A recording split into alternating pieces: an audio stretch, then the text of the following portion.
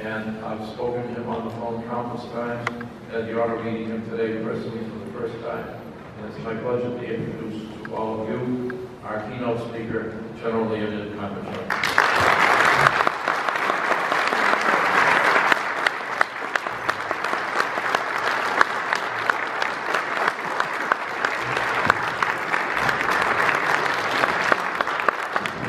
Listen, I learned a long time ago, you do your duty to the best that you can, and I appreciate that. Thank you.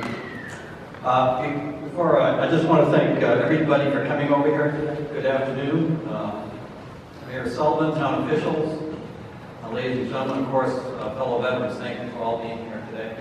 When I went on the town website, I was pleased to see that the town seal and on the town flag is an arm holding a sword. What that arm and sword goes back to is 1787, Governor John Hancock authorized that as the military crest of Massachusetts. And it's worn on uniforms of the National Guard militia since 1787 continuously. And also that year he authorized this flag as a regimental color for all the infantry regiments of the Massachusetts militia, later National Guard. During the Civil War, when the Confederates saw this flag, they knew they were in for a tough fight because it was the only state that issued regimental colors that were white, and these stood out. And this flag was carried on to the battlefield of World War I as well. In 1908, it became the state flag, and it is the arm of God protecting the Commonwealth. Those that want to change it, there's a movement in Massachusetts to change this, to take away this flag, to take away this military crest, they think it means something else. But I wanted you to know, before I start, what this action means and has a long and illustrious history. I'm coming here today as a military historian, as the chairman of the World War I Commission, and also national commander of the 26th Yankee Division. I'm going to meet with them tomorrow. So I think I bring kind of a unique perspective to World War I activities. A couple of things I did want to mention. There were 186,000 Massachusetts men and women, for the first time women could join the military. They served as nurses in the Army and as yeomen in the Navy. Yeomen in the Navy are administrative personnel. And as many as 3,000 to 5,000 Massachusetts men joined the Canadian and British Army, probably as many as 5,000. And this is 1914, 1915 as well. Nearly 6,000 Massachusetts men and women died in the war. Nationally, there were 53,513 combat deaths, 63,195 disease and non-battle deaths, and it's the last war that there are more that died from disease than from combat, for a total of almost 117,000. I didn't know until a few years ago, until I started working with the sons and daughters of World War I soldiers, veterans, and the grandchildren. I didn't realize that thousands of World War I veterans died after the war from causes that they incurred on the battlefield of World War I. Thousands. It's not that statistic that I just read you. They died from wounds. They died from something, from the worst, one of the worst weapon systems introduced in the world, poison gas. The U.S. was unprepared for the war. In 1917, there were 120,000 soldiers on active duty in the Army, 160,000 National Guardsmen. That was it. That was the entire U.S. Army in April 1917. The war was declared. By the fall of 1918, there were 4 million men and women in uniform. That's an amazing statistic. Massachusetts played an important part of the war. There are new and expanded military installations. Camp Devens and Patermass, Boston Naval Shipyard expanded. Fall River Shipyard, not far from us, expanded. There was a Naval Training Center in Hingham. Of course, there were the federal arsenals at Springfield Armory and the Watertown Arsenal. And technical and aviation training was conducted at Harvard and MIT. Franklin Delano Roosevelt called America the arsenal of democracy in World War II. And I say Massachusetts was the arsenal of democracy in World War I. There were thousands of factories in Massachusetts producing all sorts of war goods. I used to work in Worcester, and Worcester was the first manufacturing city for barbed wire, which you know weapons and things that we take for granted today in the military, web gear, and all that web equipment that you wore was invented in Worcester and made in Worcester. Army boots were made here in Braintree as well as Dales. You needed duck boards for the front line trenches, and I'd like to think those Dales came here from Braintree as well. So Braintree played an important role in national democracy. Uniforms made in Boston, manufactured of cloth in the mills of Massachusetts, and so Massachusetts worked. I know you didn't take, I'm giving kind of statistics. The tea of the day was called the Boston Elevated Railway back then. It ran 24 hours a day. Why is that? Because the factories were running 24 hours, 7 days a week as well. And Braintree, Patrick will tell you, there were approximately 386, we count differently, by the way. He counts people who moved out of town. My records reflect only people who enlisted in Braintree, or their home of record. 286 served in the Army, 97 in the Navy, 2 in the Marine Corps, and 1 in the Coast Guard. And among that count are 12 women. About half the soldiers from Braintree served in France, the other half were in the United States preparing to go overseas. And the sailors, of course, were in ships in the Atlantic. As you know, there was a recruiting slogan that the Navy used to use: join the Navy and see the world. Well, a number of lucky sailors from Braintree were stationed in Hingham, Quincy, and Boston, so they didn't see much of the world. 28 Braintree men served in the enlisted in the Massachusetts National Guard, served in the 26th Yankee Division, made up of National Guard units from the New England states. About 60% of the 26 were made up of units, personnel from the Massachusetts National Guard. An infantry division, the U.S. Infantry Division, was 28,000 men, and I'd like to say there were 14,000 horses and mules. The division was double the size, really triple the size of the British and French division. The National Guard played a huge role in the war. It provided 425,000 men, 17 combat divisions, and most of the divisions that were in combat in the summer of 1918 were National Guard divisions. 26 was organized in August 1917, began deploying to France within weeks, in September and October 1917. It was the first complete U.S. Army division to arrive in France, beating the regular Army First Division. 26 entered combat, along with the 1st in February of 1918, 9 months in combat, 6 campaigns, and along with the 1st Division saw more combat than any other division in World War I. When the 26th came back in April 1919, there was a huge parade in Boston. 1 million people were there to cheer the troops, and the last time, and after that, I'm going to say, 1919, and the largest crowd that ever came after that was when the Red Sox won the World Series. When you travel on Route 28, I want you to remember you're traveling on the Yankee Division Highway as well. Going through the roster of Braintree servicemen, I noticed the diversity of Braintree, even back then, 1917, 1918. Of course, there were many that served from Puritan English stock, but there were Irish, Italians, French Canadians, Swedes, Scots, Armenians, and 1 immigrant from Syria, Musa Sawabi, that enlisted as well. Over 1/3 of the soldiers in the U.S. Army were recent immigrants. None of them were citizens. If you spent a year in the Army, the U.S. granted you citizenship. Some of these young men spoke very little English, which was a problem as well. A story not well known, and I wanted to mention it this morning as well. You could enlist in the Army in 1917, early 1918, but the draft started in September of 1917. And many of the men that served in the Army were Braintree men that were drafted from the local board. They all served, most served in the 76th Division, the New England Draft Division, which was organized at Camp Evans in Ayer, Massachusetts. The 76th trained from October 1917 to June of 1918, and got deployment orders overseas in July of 1918.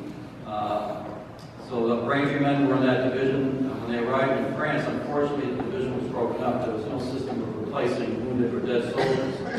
So 85th Division that came over was broken up, and men of Braintree ended up serving in a number of different divisions across the front. Braintree men also served in the new branches with new weapon systems. They served in the Air Service, the Tank Corps, radio communications in the Army, submarines and destroyers in the Navy. And a number of Braintree men distinguished themselves. I see they're listed in the program of what they did. But one was Sergeant Frederick Abbott, cited for meritorious service by General Pershing.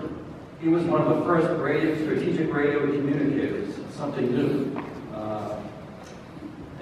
For his meritorious service, he was decorated. Sergeant Edwin Phelan of the 23rd Infantry Regiment, 2nd Infantry Division, in the first U.S. offensive of the war of July 1918. During the attack, ran in front of his company and captured a machine gun position before they could incur additional casualties. Second Lieutenant Alton Wood also awarded the Distinguished Service Cross, but posthumously, serving in the 167th Infantry Regiment, 42nd Rainbow Division of the National Guard. He was leading patrol in no man's land. When the enemy opened fire, although wounded, he waved off medical aid and made sure all his men were safe before he did the battle, died from his wounds. That plaque that was just presented, that was the insignia is a Master Engineer Officer. And that one of the first warrant officers in the U.S. Army was from Braintree, Master Engineer Brewster Littlefield. Was assigned to the 101st Engineer Regiment, 26th Division. During a critical operation toward the end of the war, he was badly wounded, died of his wounds. He was directing the building of the bridge that was needed for the troops to move forward.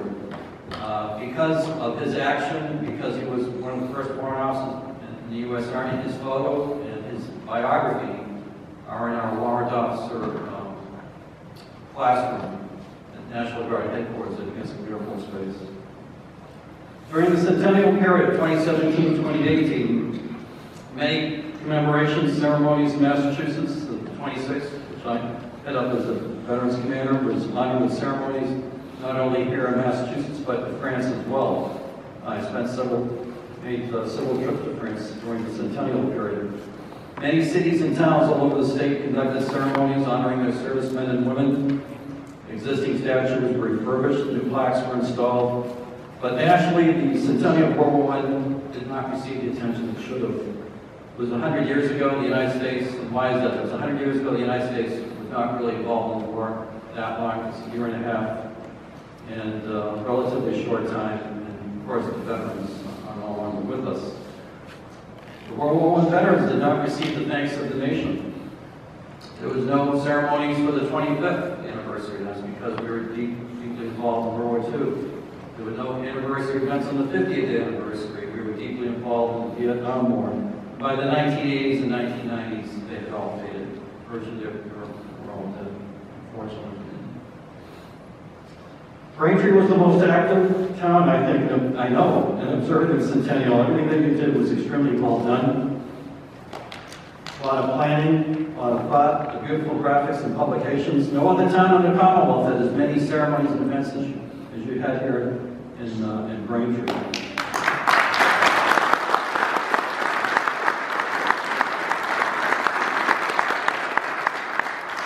I want to publicly acknowledge the work of Patrick Leonid for all of his efforts toward his planning, executing, and all the publicity and honoring Braintree's World War I servicemen and women. Thank you, Patrick.